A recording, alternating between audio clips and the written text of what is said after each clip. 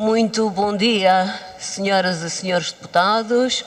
Já temos quórum, vamos dar início à nossa reunião e cumprimento todas e todos e um cumprimento muito especial e as boas-vindas ao Sr. Vice-Presidente da Comissão Europeia, Stéphane Séjourné, responsável pela pasta da Prosperidade e Estratégia Industrial.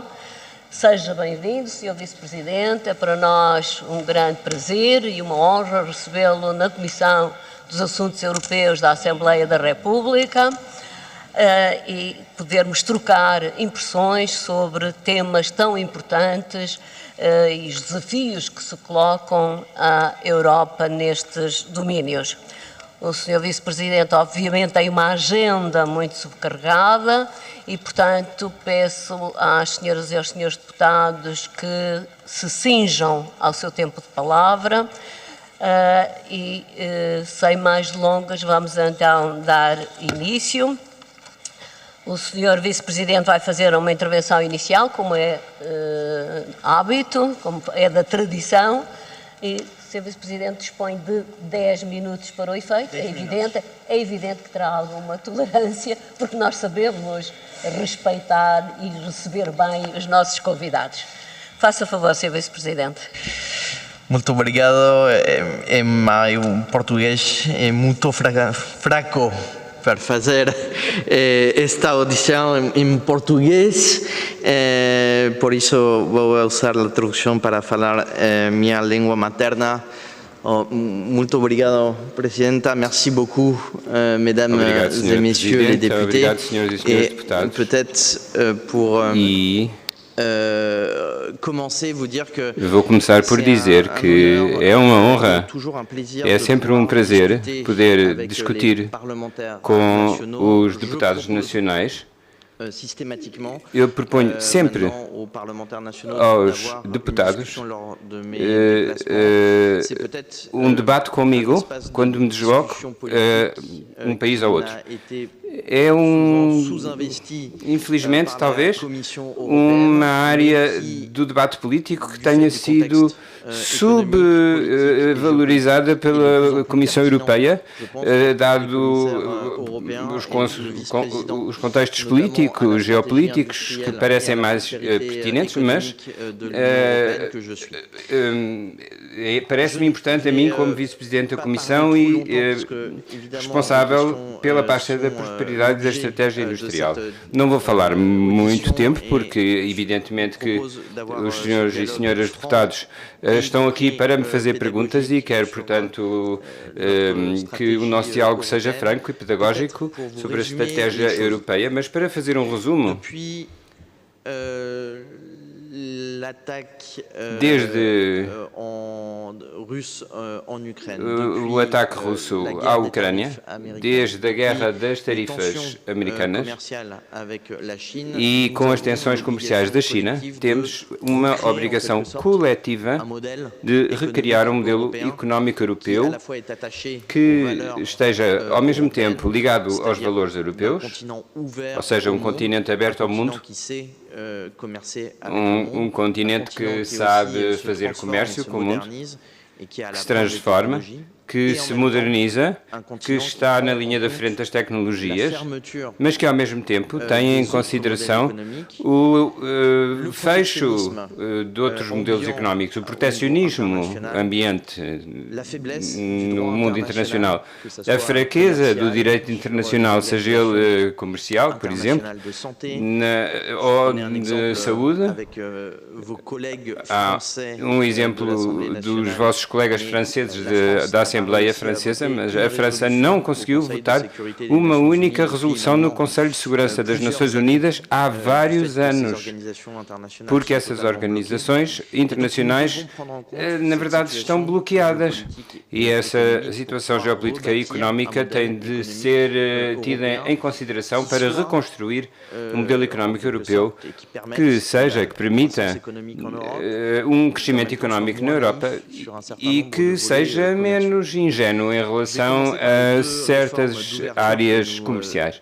Vou começar por duas reformas que estamos a desenvolver, nomeadamente relativamente aos acordos comerciais e ao reforço do mercado interno europeu. Quanto aos acordos comerciais, como sabem, instamos várias iniciativas com os nossos parceiros económicos europeus, nomeadamente a América Latina, que é um grande parceiro económico europeu.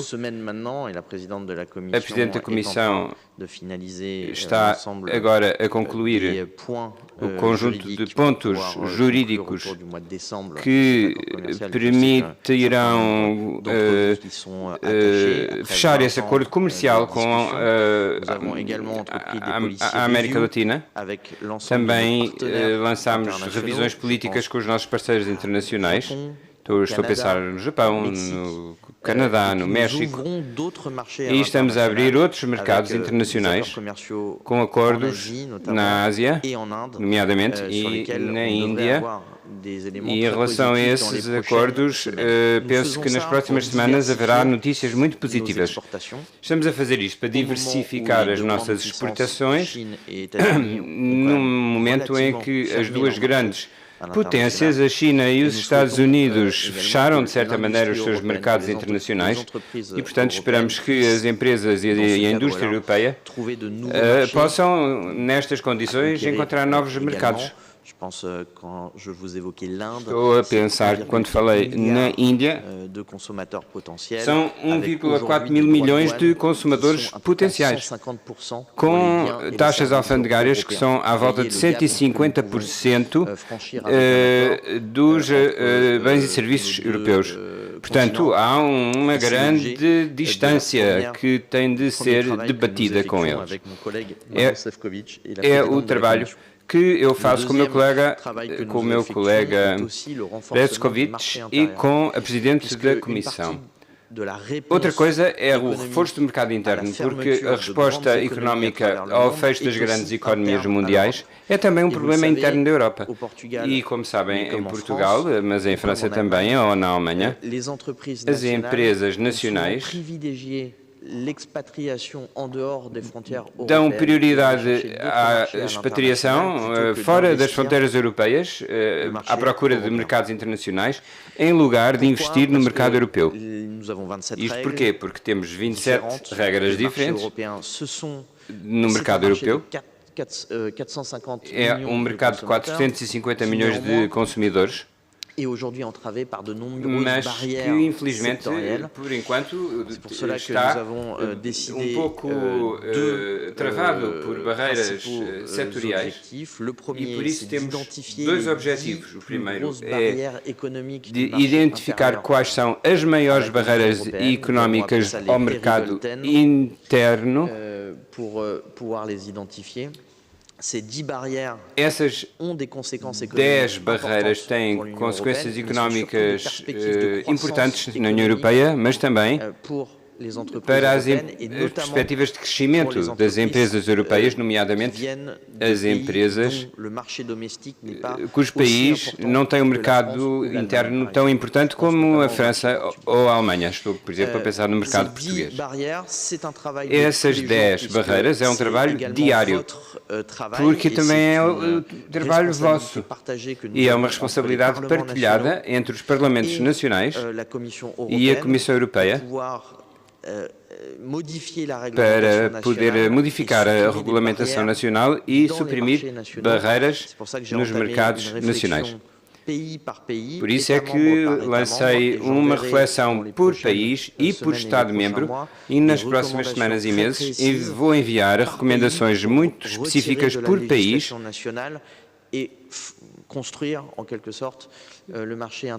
para que se simplifique a legislação nacional e se assim sendo, construir o mercado interno. É importante, obviamente, que isto seja discutido entre nós. O segundo trabalho que estamos a fazer em relação ao mercado interno é sobre a capacidade de construir mercados que hoje não existem. Estou a pensar no mercado das telecomunicações, no mercado da eletricidade. Vamos falar provavelmente disso. As competências são 100% nacionais, só que o mercado é 100% europeu. É um paradoxo deste mercado. E depois, facilitação das trocas de bens e pessoas.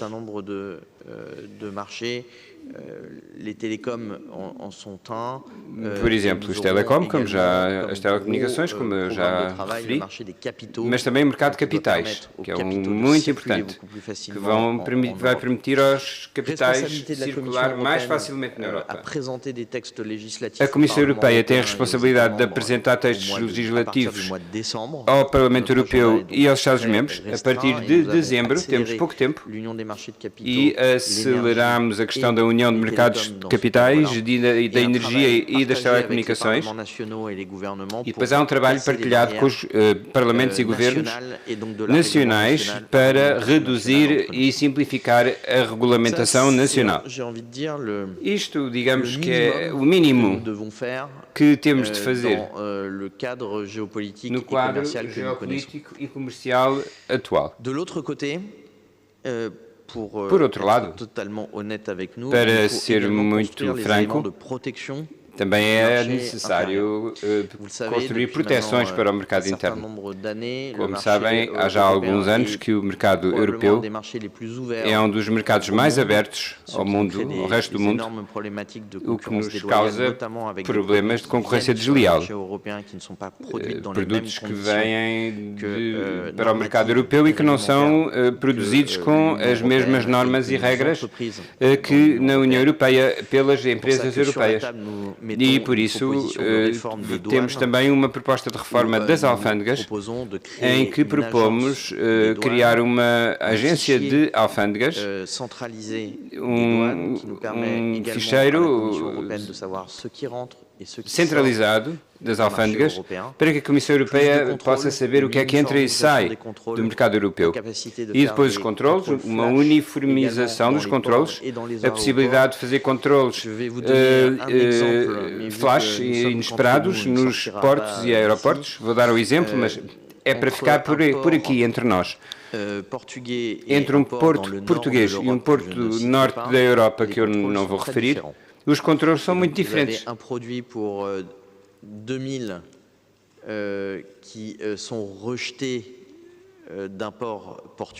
Há produtos que são rejeitados de um porto português. Em 2000 que é rejeitado num porto português, porque não pode entrar, e no norte da Europa há um porto em que é um produto em cada 2 milhões.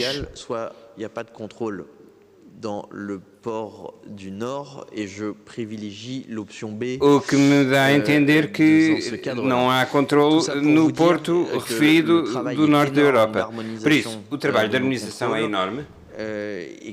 E temos, inclusivamente por razões de justiça comercial entre nós, poder desenvolver este assunto.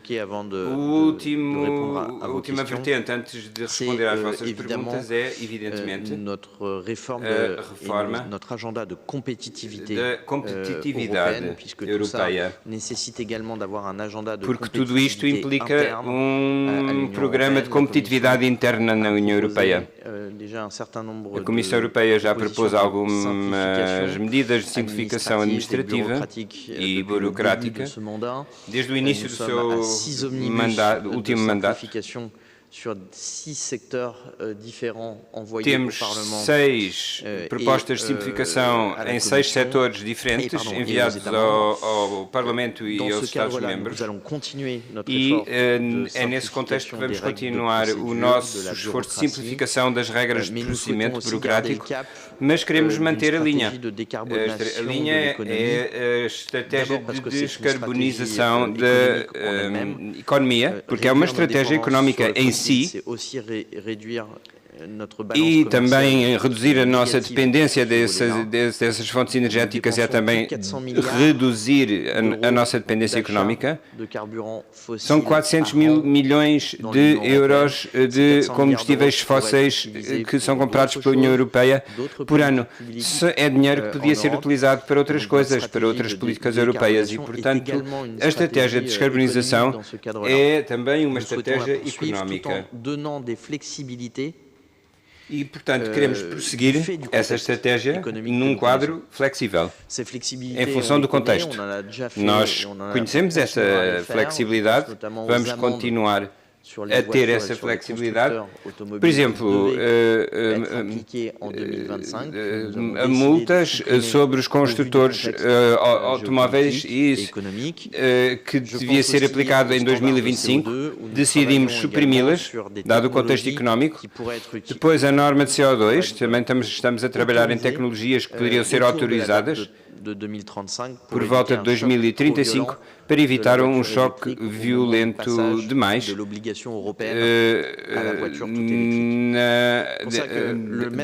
causado pela obrigação europeia de passar para o veículo elétrico. Portanto, é necessário um equilíbrio entre abertura e proteção. Et je serais très heureux de vous entendre sur l'ensemble de vos questions et de vos remarques par rapport à l'agenda e aos vossos comentários relativamente ao nosso trabalho na Comissão. E, por fim, Senhora Presidente, vamos ter dois assuntos importantes. Primeiro são as matérias críticas europeias que se tornaram o novo petróleo. Dependemos a 90% ou 100% de importações chinesas para praticamente todas as matérias-primas críticas, e na Europa há um problema de abastecimento dessas matérias-primas. Portanto, temos de acelerar a diversificação e a produção dessas matérias-primas. E a segunda área é a aceleração industrial que nós propomos e que deverá iniciar-se a partir de dezembro e que permitirá simplificar as autorizações e a introdução no direito europeu de uma preferência europeia e de um conteúdo local na apresentação de concursos públicos e no setor privado. Pronto, vou ficar aqui por aqui, podia ficar aqui o resto do dia, mas estou muito interessado em partilhar assuntos convosco e, portanto, por enquanto fico aqui. Obrigado. Muito obrigada, Sr. Vice-Presidente, por esta intervenção muito clara, muito completa, que abriu muitas perspectivas para as senhoras e os senhores deputados poderem agora questionar e fazer sugestões ao Sr. Vice-Presidente. E só um breve comentário em relação à diversificação das fontes de fornecimento energético. É um assunto muito antigo. Tivemos a falar de ter estado no Parlamento Europeu e eu fazia parte da Comissão do Ambiente e era um tema recorrente e urgente já nessa altura. E é lamentável é que se tenha andado tão lentamente e que tenhamos sido confrontados agora com uma situação de emergência. Mas isto, enfim, é um comentário pessoal. Vamos agora ouvir os representantes dos grupos parlamentares. Quero informar que esta reunião está a ser transmitida em direto pelo canal do Parlamento e que, portanto, é bom que todos tenhamos isso em conta. Posto isto, em nome do Grupo Parlamentar do PSD, tem a palavra o Sr. Deputado Paulo Muniz. Faça favor. Muito obrigado, Sra. Presidente, senhoras e senhores deputados. Cumprimento em nome do Grupo Parlamentar do PSD o Sr. Vice-Presidente da Comissão Europeia, Stéphane Séjourné. Bem-vindo ao nosso Parlamento. Consideramos que o Sr. Vice-Presidente tem uma das pastas mais importantes para o nosso futuro coletivo do projeto europeu. De facto, ouvimos falar na reindustrialização da Europa há algum tempo. É um tema que foi introduzido, mas que hoje é extraordinariamente urgente e dele depende, em grande parte, a nossa sobrevivência enquanto projeto europeu. Começaria por lhe questionar o tema da economia circular e da necessidade da Europa olhar para a reciclagem, para o aumento de vida útil.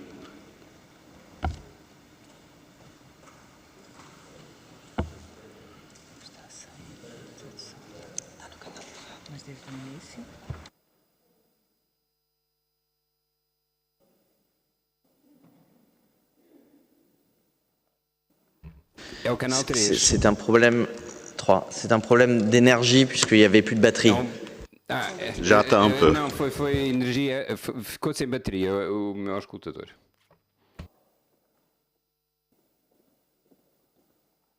Muito obrigado.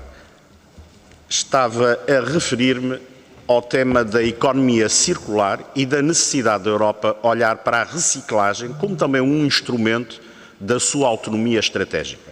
Porque se nós conseguirmos prolongar o período de vida útil daquilo que utilizamos e dar-lhe até outras funções, nós estamos a diminuir a necessidade de matérias-primas que vêm de fora e também estamos a contribuir na linha do nosso posicionamento estratégico na dimensão do verde. Isso era uma primeira questão, se o programa que tem gizado contempla e dá especial enfoque à reciclagem, à economia circular, que do nosso ponto de vista é um tema que não tem tido o desenvolvimento e o progresso que é desejável. Em matéria de matérias-primas, há um aspecto muito importante. Como disse o Sr. Vice-Presidente e bem, a Europa é dependente do exterior, em particular, por exemplo, nos chips eletrónicos, nos semicondutores, e, neste caso, tivemos inclusive o Sr. Ministro alemão dos Assuntos Europeus a dizer que uma ruptura nesses chips para a indústria automóvel alemã, com tudo o que isso implica. E, portanto, nós temos verdadeiramente um problema de dependência que é urgentíssimo. Isto já não é um problema industrial, é um problema de geopolítica, é um problema de defesa, é um problema de guerra híbrida.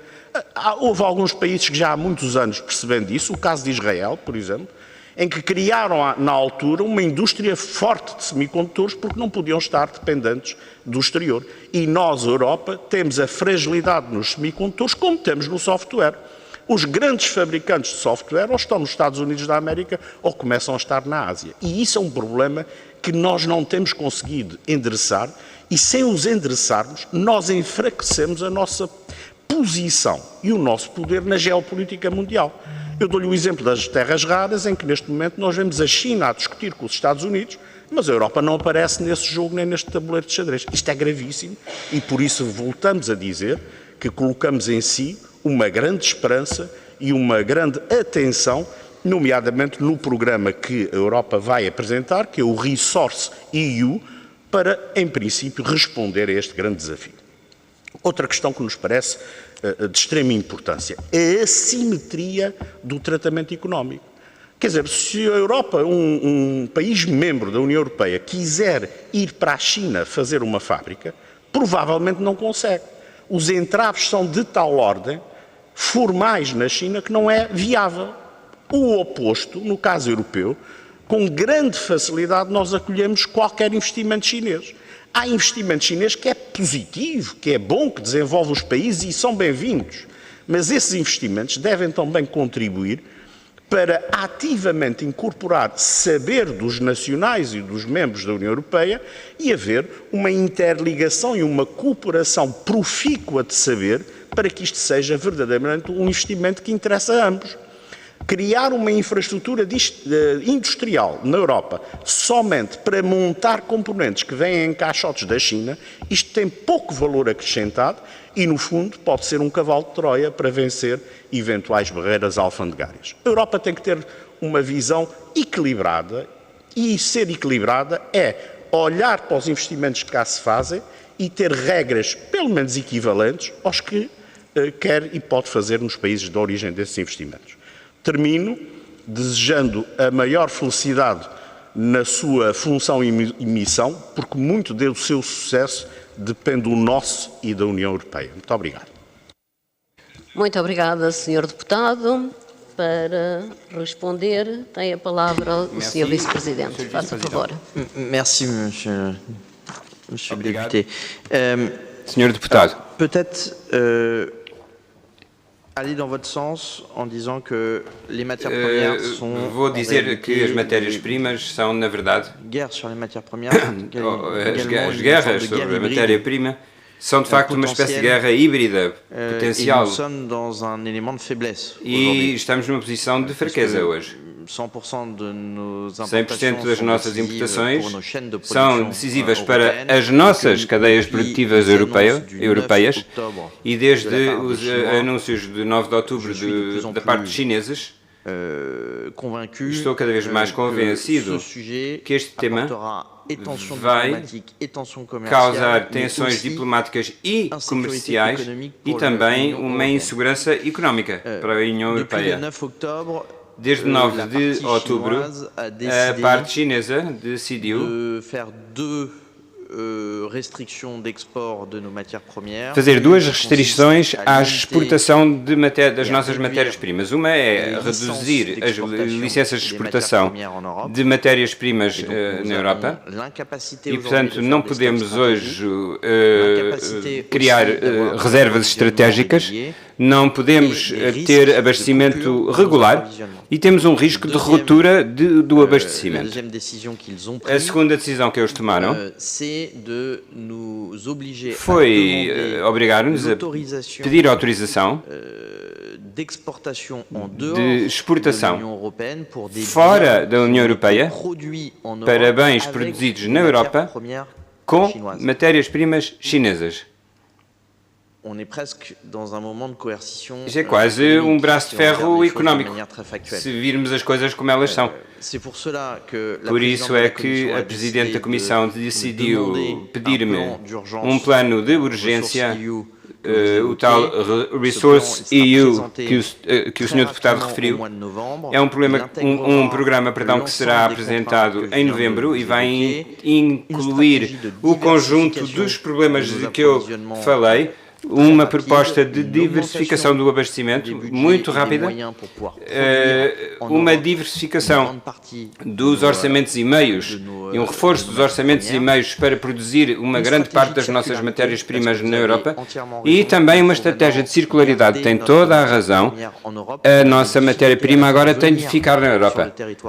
Já era difícil trazê-la para o território europeu, mas depois para a reciclagem vai sempre para o estrangeiro. Não, temos que criar fileiras que permitam ter instrumentos comerciais que proíbem a exportação de matérias-primas.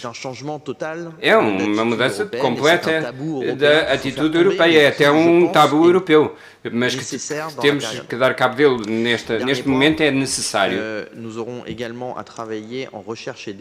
Para além disso, temos de trabalhar em investigação e desenvolvimento também, porque a melhor tecnologia para estarmos menos dependentes das matérias-primas é não utilizá-las.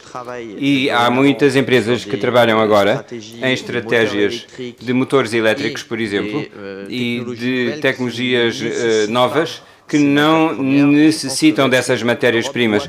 E aí a Europa pode criar a sua produção própria tecnológica para ser completamente independente. Portanto, como vê, os 4 pontos que referiu serão integrados: exportação, produção interna, circularidade e desenvolvimento em novas tecnologias para poder produzir menos. É vital a questão. Agora, ao ver o que as empresas nos dizem, as cadeias de abastecimento e de produção poderiam fechar. E não é daqui a 6 meses. Estamos a falar em semanas. Portanto, o tema é muitíssimo atual. A Presidente, ao anunciar um plano, que é um bocado de um plano semelhante àquele que fizemos com o gás. O que é certo é que com o gás era possível diversificar muito depressa. Para as matérias-primas somos quase dependentes a 100%. Portanto, temos um caminho longo. Quanto às possibilidades de investimento na Europa, sim, para a aceleração industrial. Nessa proposta eu vou propor aos meus colegas e comissários condições de acesso ao mercado europeu para empresas e investimentos estrangeiros. Precisamos dos investimentos chineses na Europa, mas tem que pôr a cadeia de valor europeia a funcionar, as empresas, as pequenas e médias empresas a funcionar, e o que eu vejo muitas vezes são empresas chinesas que chegam, por vezes, com funcionários chineses. Há casos em que há mais de 2.000 chineses chegam numa fábrica para, nem é para produzir, é para juntar componentes que eles também vêm da China. Valor acrescentado para a economia europeia, zero, e portanto temos de agir em relação a isso o mais depressa possível e pôr condições de investimento. É um trabalho com as empresas e com a cadeia de valor para haver ganhos de valor e componentes europeus na produção chinesa. Muito obrigada, Sr. Vice-Presidente. Em nome do Grupo Parlamentar do Chega, tem a palavra o Sr. Deputado, a Sra. Deputada Patrícia Almeida. Faça favor. Obrigada, Sra. Presidente. Merci, Madame la Présidente. Vice-Presidente, tal como o senhor, irei também fazer a minha apresentação em português, a língua materna. Tem sob a sua alçada um conjunto de pastas cruciais para a economia europeia. São cruciais e identificamos, desde logo, a legislação que visa aumentar a produção de tecnologias limpas dentro da União Europeia, o Net Zero Industry Act, porque vão ao encontro da redução e da dependência da Europa em relação à China e aos Estados Unidos. Parece-nos também subejamente importante a questão da revisão das regras da contratação pública, uma vez que pretendem reforçar a segurança de abastecimento, mas também simplificar regras e reduzir os encargos burocráticos que tanto têm asfixiado as nossas empresas. Para além disso, sabemos também que tem em preparação o European Competitiveness Fund, que é um fundo que pretende centralizar e simplificar o financiamento de inovação, tecnologias estratégicas e competitividade industrial. Parece-nos aqui que a ideia será evitar a fragmentação atual, onde as pequenas e médias empresas enfrentam, de facto, programas dispersos e com requisitos subejamente e demasiado complexos. A grande questão é que se os países periféricos e as PMEs portuguesas conseguirão ter acesso real ou se o dinheiro acabará efetivamente e sobretudo nas grandes indústrias franco-alemãs em vez de chegarem aos países periféricos, como é o caso de Portugal. Depois parece-nos também muito importante a questão do apoio às pequenas e médias empresas e às microempresas, com a promessa de simplificação regulatória, melhoria no acesso a financiamento e eventual criação de novas categorias de financiamento para empresas de pequena e média dimensão, as denominadas Small Mid Caps.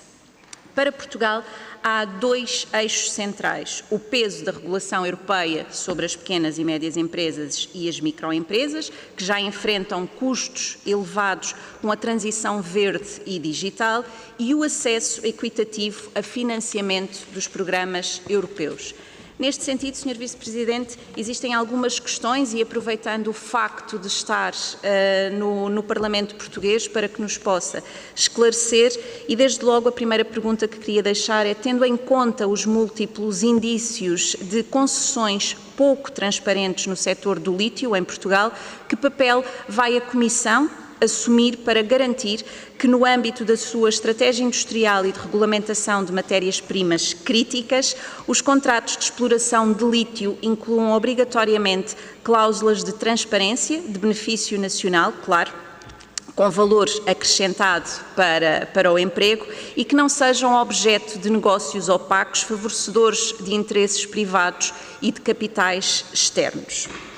Gostava de questionar também o Sr. Vice-Presidente acerca, então, do acesso a financiamento para as pequenas e médias empresas. Muitos programas europeus são dominados, por grandes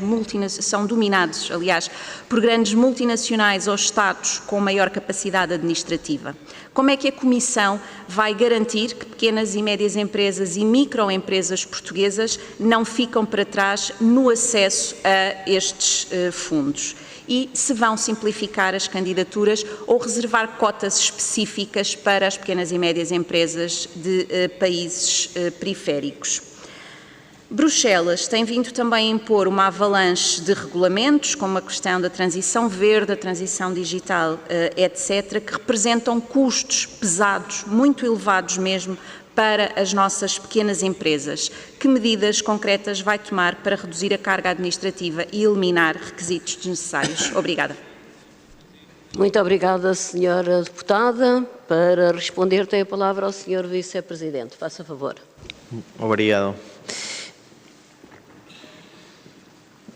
Peut-être vous dire d'abord que sur les matières premières critiques, je reprends peut-être cette question, parce que j'ai fini par là la dernière, nous avons développé un label européen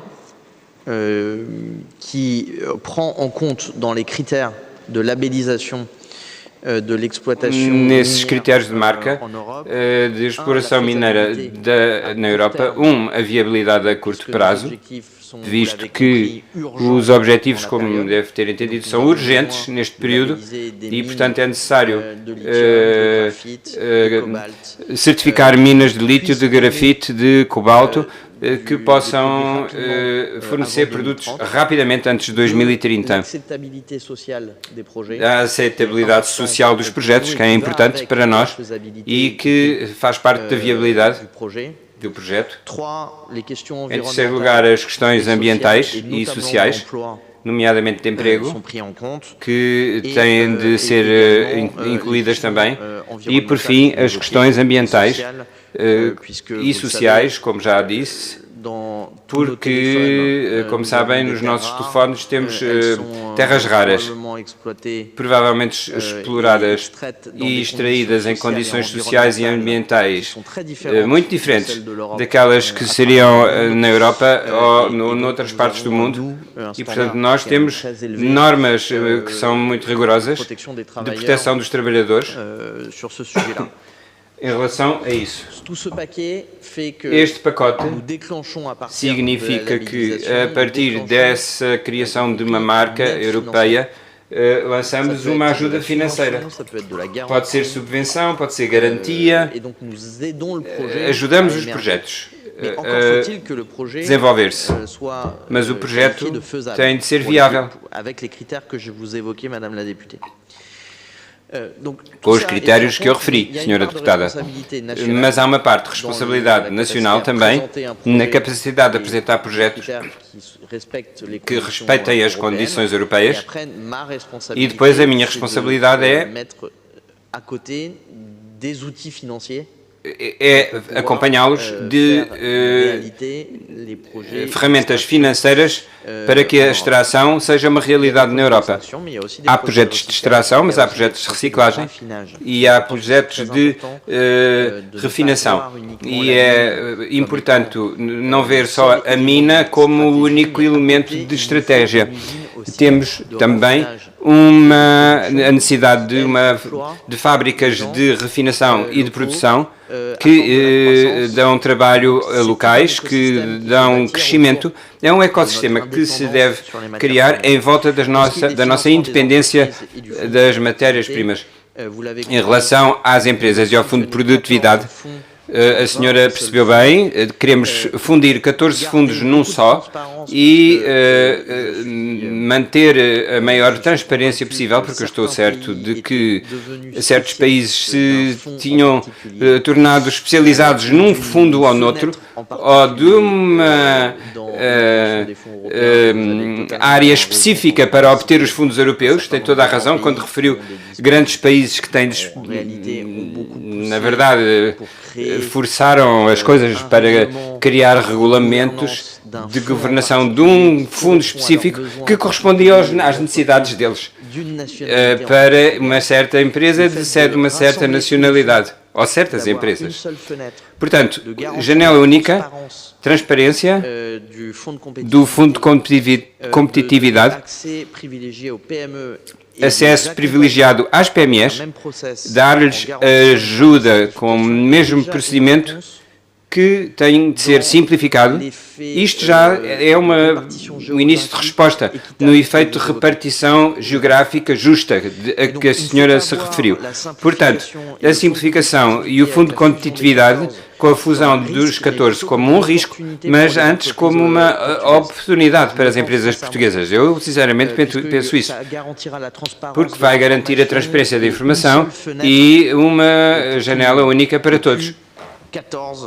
E não 14 ou 15 diferentes, com uma governação diferente e muitas vezes orientadas para responder a necessidades de certos países e não de outros. Portanto, trabalhamos muito nisso e penso que essa fusão também é uma garantia.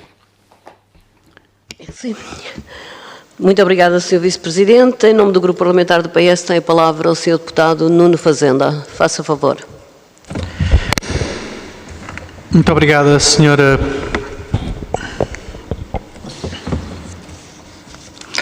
Muito obrigada, Sr. Presidente. Quero começar por saudar o Sr. Vice-Presidente da Comissão Europeia, Sr. Stéphane Séjourné.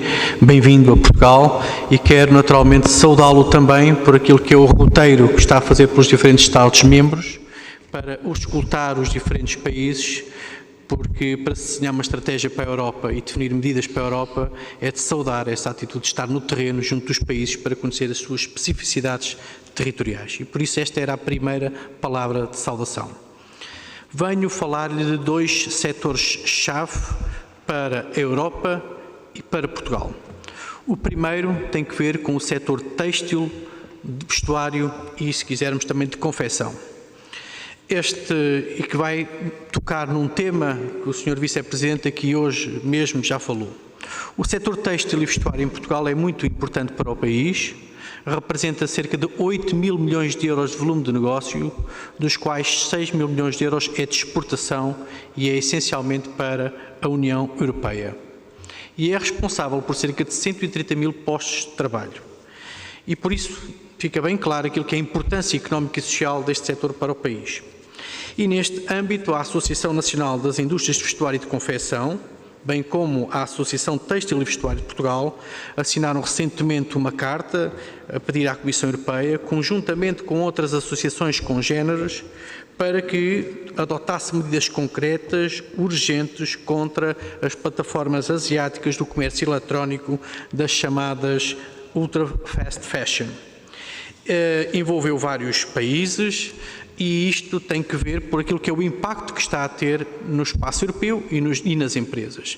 Desde logo na perda de negócios, da produção europeia, menos receita fiscal, mais desemprego na União Europeia e perda direta de receita também aduaneira e de IVA. Isto mesmo, o Tribunal de Contas Europeu veio já alertar para este problema. Para além daquilo que são os temas de sustentabilidade ambiental, que também aqui estão presentes. E por isso, aquilo que lhe pergunto é precisamente que medidas é que a Comissão Europeia tem pensadas e desenvolvidas para fazer face a este fenómeno e proteger também as empresas europeias e promover a sustentabilidade económica, social e o emprego. E neste âmbito, a proposta de reforma de alfândegas poderá ser uma resposta, porventura, que o Sr. Vice-Presidente poderá aqui aprofundar e que há pouco nos deu conta.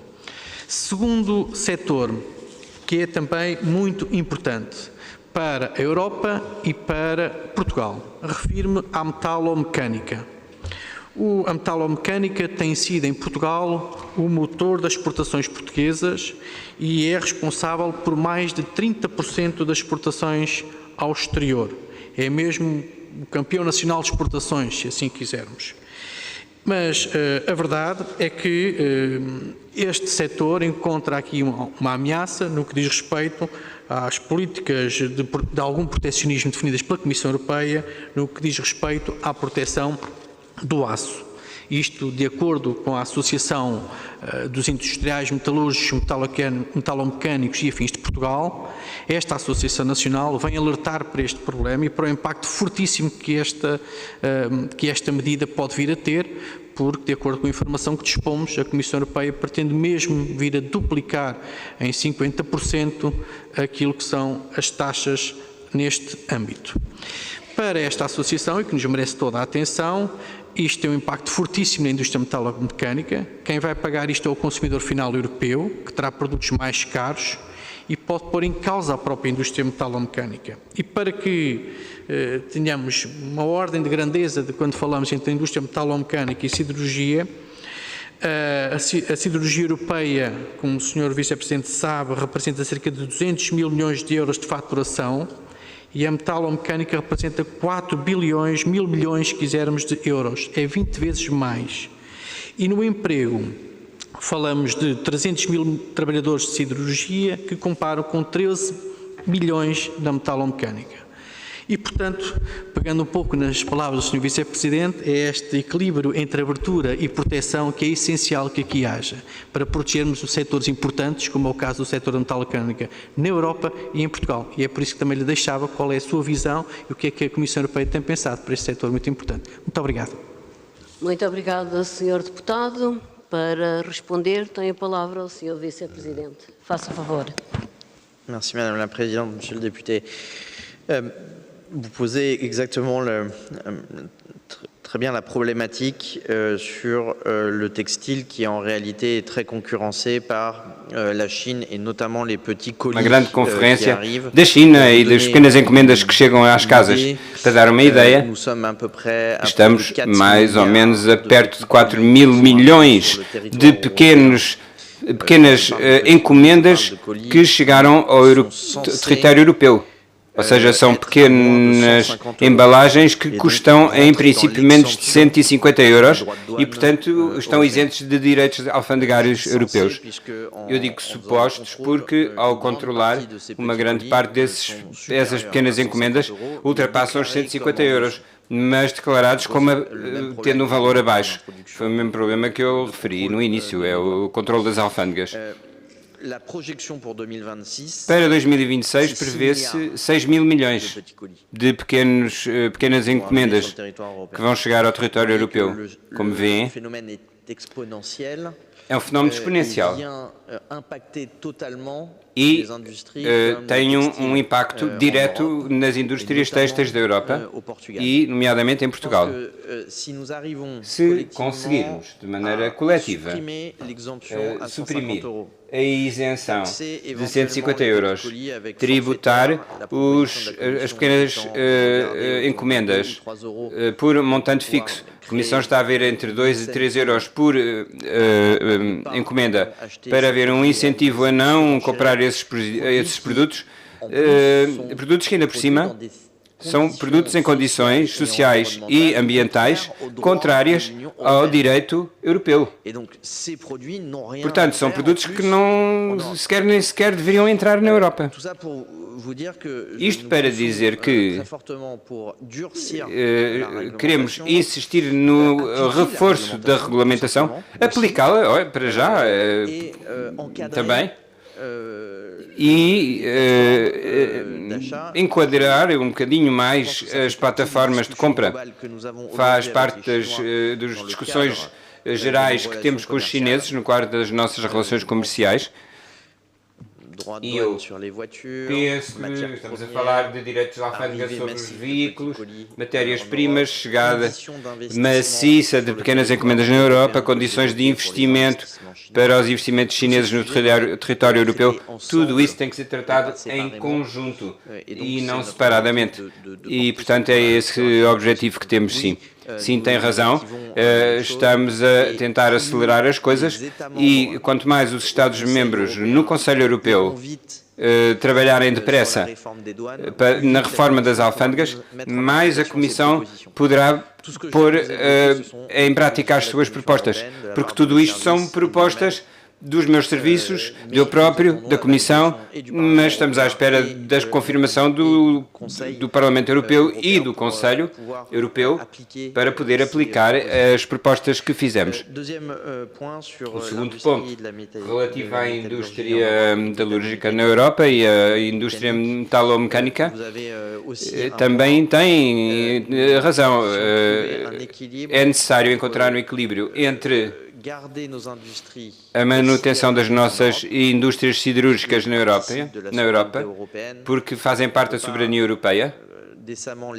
Não podemos, de pé para a mão, mandar fechar toda a produção de aço na Europa, e não há setor da defesa sem aço, não há setor automóvel sem aço, e não há futuro para a indústria metalomecânica na Europa se não houver aço europeu. Portanto, o nosso primeiro objetivo é salvaguardar as nossas ferramentas produtivas. Se não fizéssemos nada, e se não fizermos nada, é quase certo que em 5 anos teríamos cortado ao meio a produção de aço na Europa. Agora, eu tenho consciência dos riscos sobre o preço, sobre a disponibilidade, sobre a exportação para as outras indústrias. É por isso que mantivemos cotas de importação de aço, que correspondem mais ou menos a 18 milhões de toneladas na Europa, e é muito importante trabalhar com os Estados-membros para saber quais são os países para os quais queremos ter ótimas relações e importações de aço e cooperação económica no quadro de outras indústrias para evitar uma retaliação da parte dos nossos competidores e parceiros comerciais. Portanto, sim, eu li artigos sobre esse tema aqui em Portugal e vamos ter isso em consideração para evitar essas coisas, mas, no entanto, eu volto a dizer, o setor do aço é muito sensível. A sobrecapacidade chinesa que estava a entrar no território europeu estava fora de controle e teríamos perdido em poucos anos praticamente toda a indústria do aço na Europa. Também temos a consciência dos impactos económicos sobre as indústrias ligadas à produção de aço. Mas é esse tal equilíbrio que temos que tentar encontrar e que o senhor entendeu na minha introdução. Vice-Presidente, em nome do Grupo Parlamentar da Iniciativa Liberal, tem a palavra o Sr. Deputado Jorge Miguel Teixeira. Faça favor.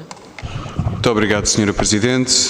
Senhores Deputados, Sr. Vice-Presidente da Comissão, é com muito gosto que o cumprimento e, se os Srs. Deputados me permitirem também, enquanto ex-presidente do Renew, do qual a Iniciativa Liberal faz parte no Parlamento Europeu, é com gosto que o cumprimento. E começaria por dizer que, de facto, a tarefa que tem em mãos é uma tarefa histórica. E porque neste momento tem de enfrentar uma série de atrasos e desafios que na realidade a Europa já enfrentava há muitos mais anos, mas que só agora se apercebeu porque entretanto o contexto geopolítico mudou. Um dos gráficos que mais me impressionou no relatório Draghi, que tem sido a bússola de referência para a Comissão Europeia nas reformas que agora pretende introduzir, é um gráfico que não é muito popular, ou não é dos mais conhecidos, mas que acho que é o mais ilustrativo, que é um que mostra, que mostra o topo, quais são as principais empresas com maior capitalização de mercado ao longo dos anos. E nós vemos que, nesse gráfico, vemos que nos Estados Unidos esse conjunto de empresas vai mudando ao longo do tempo, nos últimos 20 anos, enquanto que na Europa se mantiveram essencialmente as mesmas, com algumas variações, mas essencialmente os mesmos setores. Portanto, nos últimos 20 anos, sobretudo, automóveis e indústria química. E isso mostra que, de facto, que a Europa ficou presa num paradigma no qual era competitiva, nos anos 80, nos anos 90, mas que, entretanto, com a viragem do milénio, mudou completamente e deixou de saber competir. Essas causas foram identificadas e foram bem identificadas no relatório Draghi e agora é o seu papel assumir essa tarefa histórica de dar a volta a esse atraso crónico que temos na Europa e de finalmente relançar a economia europeia aproveitando as melhores vantagens que tens. E era exatamente sobre isso que eu gostaria de fazer algumas perguntas e de levantar algumas dúvidas sobre se vamos conseguir fazê-lo, que é a pergunta mais importante que podemos fazer aqui. Será que é possível e será que conseguimos fazê-lo? Primeiro, temos a eliminação de barreiras no mercado interno, que de facto é um dos maiores problemas que temos, barreiras tarifárias e não tarifárias no mercado interno. Em abstrato é uma boa ideia, mas muitas vezes são os próprios Estados-membros que avançam com essas barreiras. E, portanto, tem de haver um combate político nacional para eliminar essas barreiras. A Iniciativa Liberal tem feito muito esse trabalho de encontrar barreiras injustas à entrada de bens de outros Estados-membros em Portugal. Há também a importante criação de novas fontes de financiamento para as empresas, nomeadamente a União de Poupança e Investimentos. Precisamos do mercado de capitais europeu e é incompreensível como esta discussão se tenha arrastado durante tantos anos, porque na realidade fala-se neste mercado de capitais há cerca de 15 anos. Há muito tempo que isto é falado. Tem de acontecer agora, tem de avançar agora. Se não avançar agora, perdemos a nossa credibilidade sobre o empenho que temos de facto em enfrentar estes desafios. O 28º regime para as empresas é fundamental, como é fundamental, e agora passando aos desafios que nós temos, cortar nas regras excessivas que fomos impondo ao longo do tempo, pensando que isso não afetaria muitas empresas. Se olharmos para cada regra individualmente, ela parece sempre muito pequena, mas quando juntamos tudo, acabamos a obrigar as empresas a ter que criar departamentos inteiros só para compliance. E isso não pode continuar a acontecer na Europa e é uma pena que ainda existam muitas forças políticas na Europa que resistam a esta transformação. E foi exatamente isso que se viu no Parlamento Europeu há cerca de 2 semanas, quando deram um sinal negativo relativamente ao Omnibus de simplificação, que é um sinal importantíssimo que nós temos de dar para as empresas europeias. E, portanto, eu gostaria de perguntar se, relativamente ao objetivo que tem na sua carta de missão de redução dos regulamentos destas empresas em 25% para as grandes empresas e 35% para as pequenas empresas, se considera que vai conseguir ainda assim cumprir, apesar desses reveses. E, Sra. Presidente, se me permitir, só mais 2 perguntas. Uma sobre os fundos.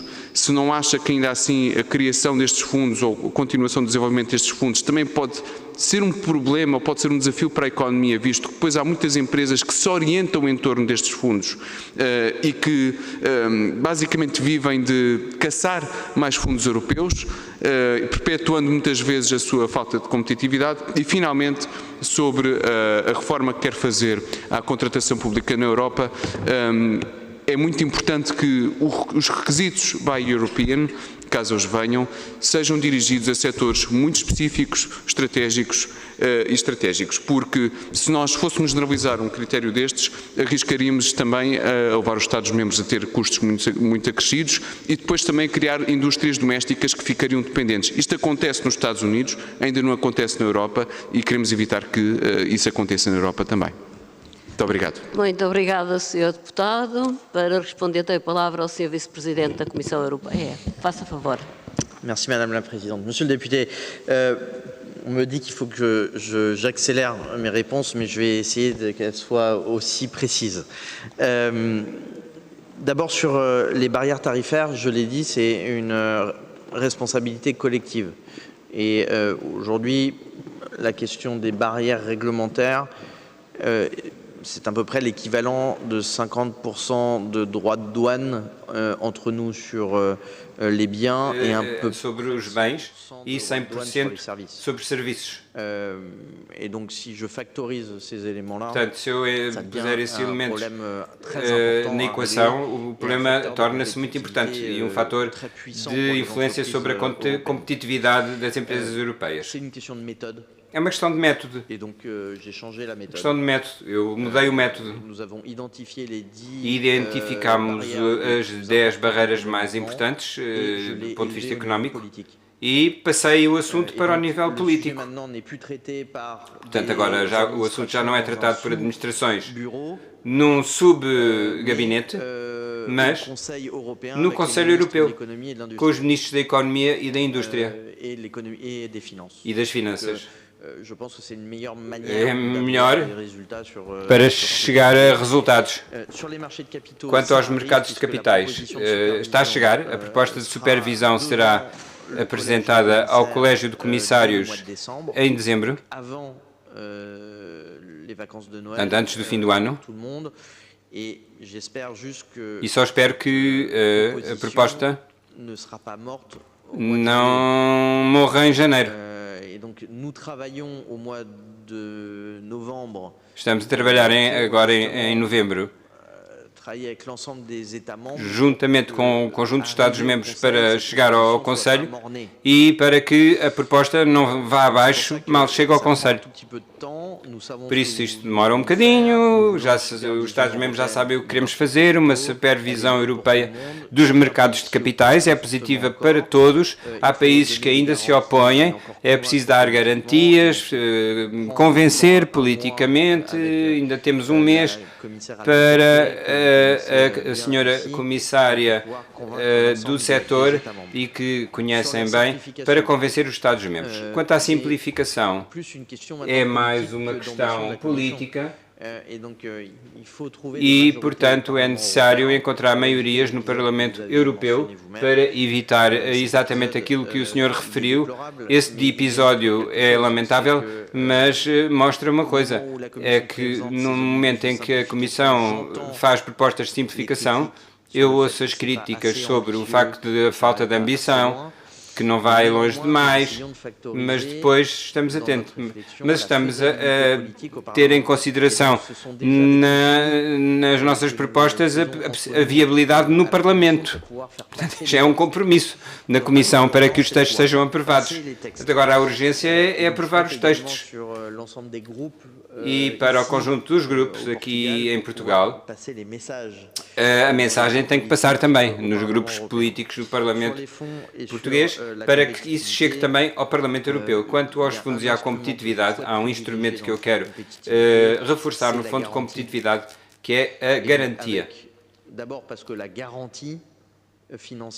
Porque a garantia financeira permite aos Estados-membros utilizar €1 de fundos públicos e receber 15 a 20 euros de fundos privados.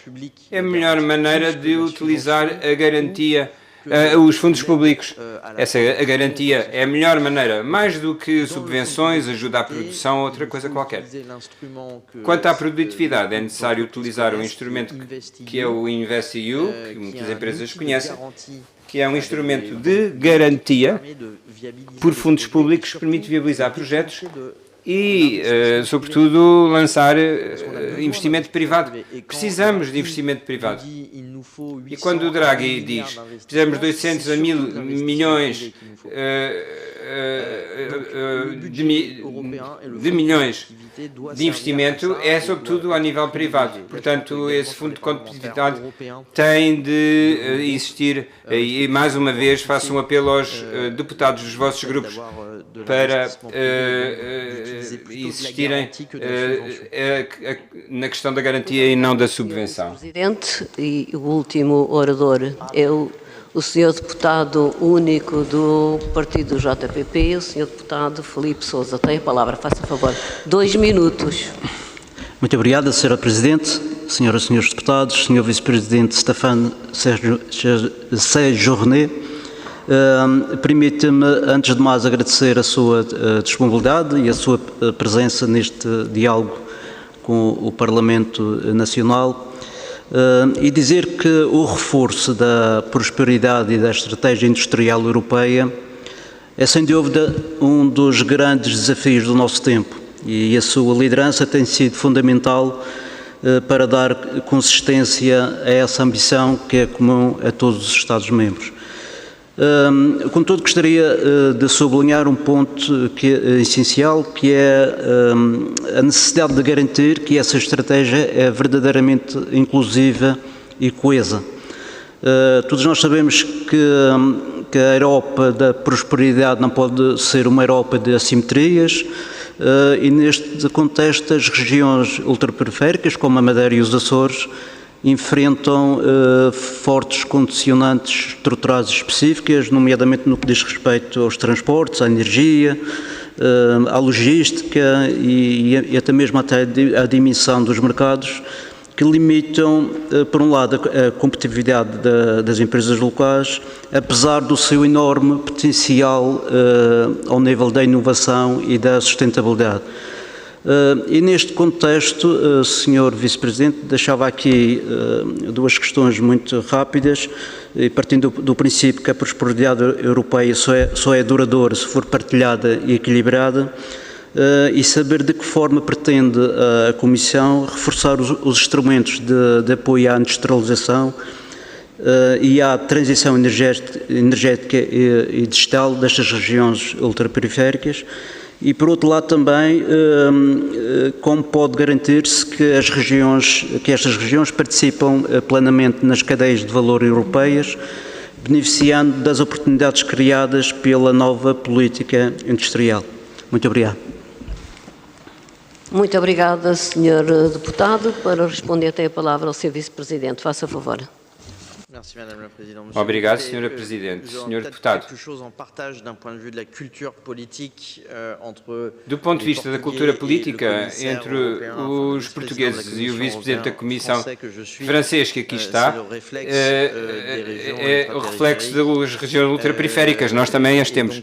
E eu percebo perfeitamente, eu próprio, nas minhas outras funções, seja no governo francês ou enquanto Presidente de grupo no Parlamento Europeu, tive muitas vezes que lembrar aos meus colegas europeus de terem um reflexo, de pensar nas regiões ultraperiféricas que são uma riqueza e muitas vezes o facto de não as tratar da mesma maneira também era uma força.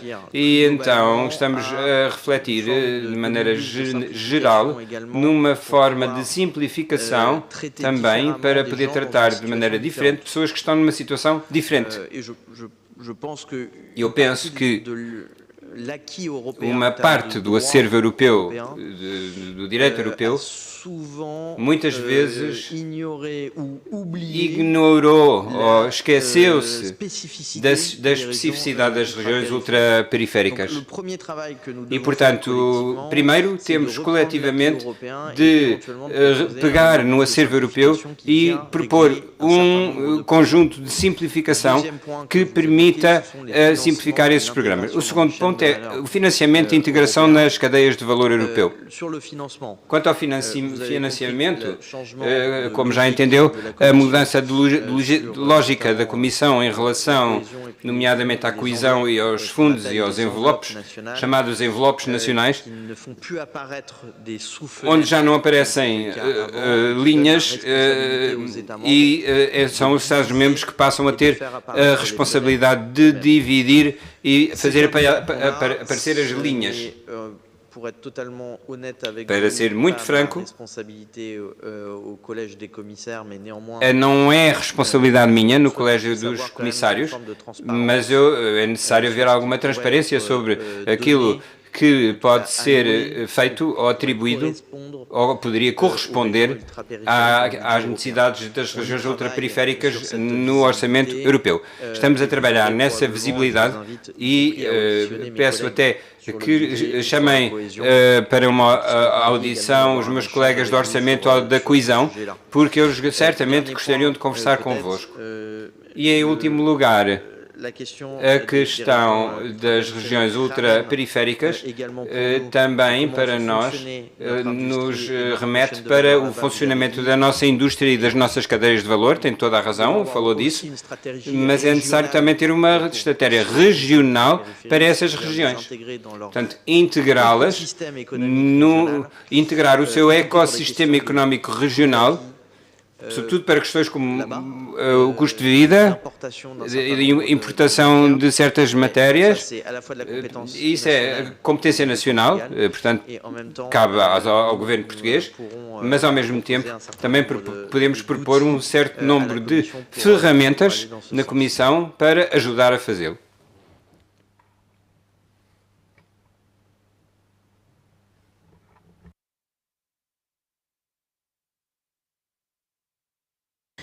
Bom, o senhor, afinal, não foi o último.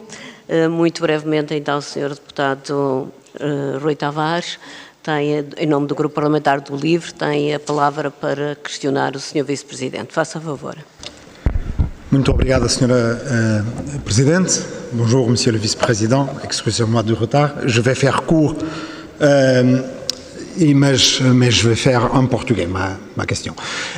Eu gostaria de perguntar, dentro do acervo de relatórios que nos últimos anos ajudaram a União Europeia a projetar o seu rumo, o relatório Draghi, relatório Ninisto e relatório Letta, queria focar a minha pergunta apenas sobre uma questão que é levantada pelo relatório Letta, que é o da quinta liberdade, ou seja, de uma liberdade de acesso à informação, liberdade de pesquisa e de investigação, que no fundo, de certa forma, podemos dizer que ela já está implícita nos próprios objetivos da União, que estão no artigo 3 do Tratado da União Europeia, mas que tem que ser materializada.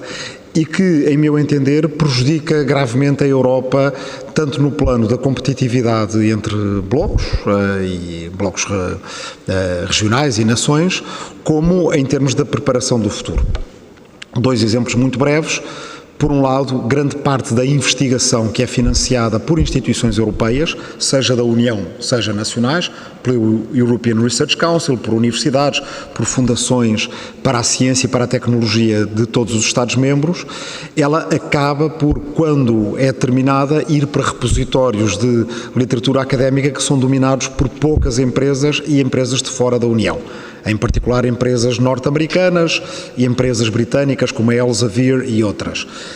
Isso prejudica, acima de tudo, os Estados-membros que têm menos financiamento para a investigação, onde as universidades e os centros de pesquisa não têm capacidade de pagar as assinaturas e as contribuições absolutamente extorsionárias que são praticadas por essas empresas e, portanto, prejudica o pesquisador académico e científico na União como um todo, mas sobretudo nos países mais frágeis. Por outro lado, a União Europeia produz, direta ou indiretamente, um acervo enorme de dados que acaba por ser utilizado de forma praticamente gratuita por grandes empresas tecnológicas. Estou a lembrar-me, por exemplo, de todo o acervo de tradução simultânea das instituições europeias, que depois foi utilizado pela Google e mais tarde por outras, para os seus projetos de inteligência artificial e de tradução simultânea.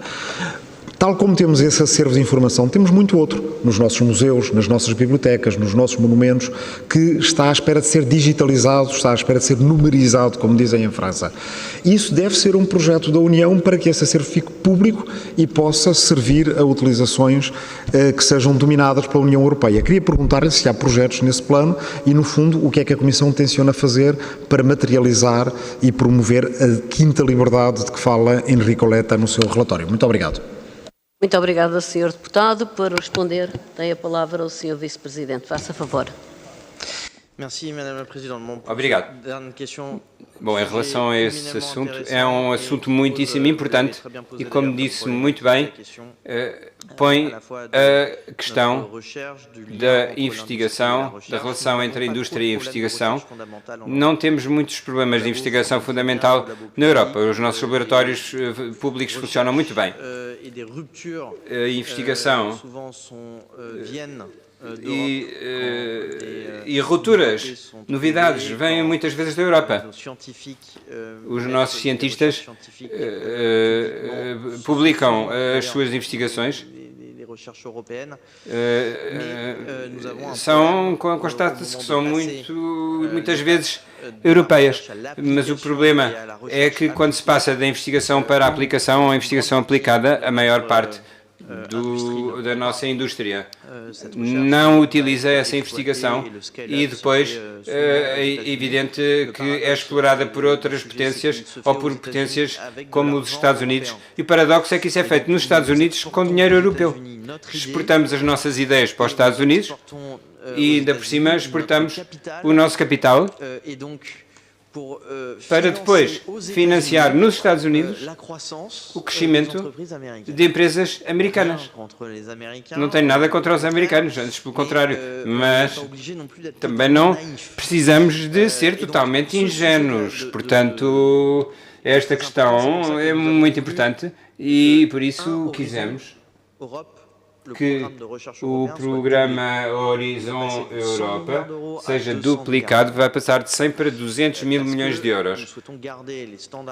Porque queremos manter as normas de investigação científica fundamental e aplicada tão altos quanto possível. O debate será o mesmo para saber para onde é que isso vai, para onde é que vai o dinheiro, pode até permitir que haja alguma coesão para certas regiões, para que haja uma repartição geográfica justa, mas um dos elementos fundamentais, para mim o mais fundamental, aliás, é garantir também que as nossas ideias, os resultados da nossa investigação sejam industrializados na Europa e postos em prática na Europa. E para isso, é o mercado de capitais. A primeira etapa vai ser a supervisão a partir de dezembro no Colégio de Comissários e para isso é preciso manter o capital na Europa. E depois há uma questão cultural das empresas. As empresas têm de integrar na sua cadeia de produção e na sua investigação e desenvolvimento a parte de investigação aplicada que permitirá, assim, manter normas elevadas. A Europa vai perder mais ou menos 2 milhões de trabalhadores por ano a partir de 2035, 2040. E então, há duas opções para manter o nosso nível de vida. Ou ganhar em produtividade com a nossa estratégia de investigação e desenvolvimento e de investimento também, ou então chamar milhões de trabalhadores para a Europa. A versão milhões de trabalhadores na Europa pode não ser muito popular agora no continente europeu, portanto também há uma opção que é o nosso nível de produtividade. E para mantermos esse nível e o nosso nível de vida, vamos precisar de aprofundar esses temas. Mas quanto ao resto, é um trabalho que eu faço com a Comissária da Investigação e com a Sra. Inzatu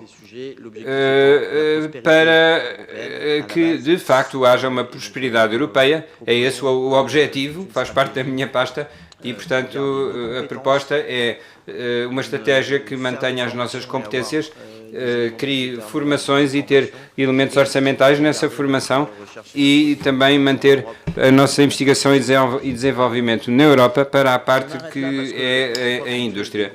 Estão aqui a dar-me sinais muito claros e eu também tenho encontros com o governo português e, portanto, fico por aqui.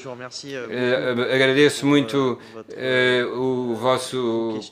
as vossas perguntas e o vosso convite e ter-me dado a possibilidade de me expressar perante a representação nacional portuguesa. Foi um gosto tê-lo na nossa comissão. E foi muito útil esta troca de impressões. Eu sei que o tempo urge e a importância do seu portfólio ficou aqui também demonstrada pela participação de todos os grupos parlamentares e das questões que foram levantadas. E termino apenas com esta palavra: prosperidade, Sr. Vice-Presidente. É disso que a Europa, de facto, precisa para que nós também tenhamos cidadãos mais desenvolvidos, mais empenhados na construção do projeto europeu e mais felizes. Tenho aqui uma pequena lembrança.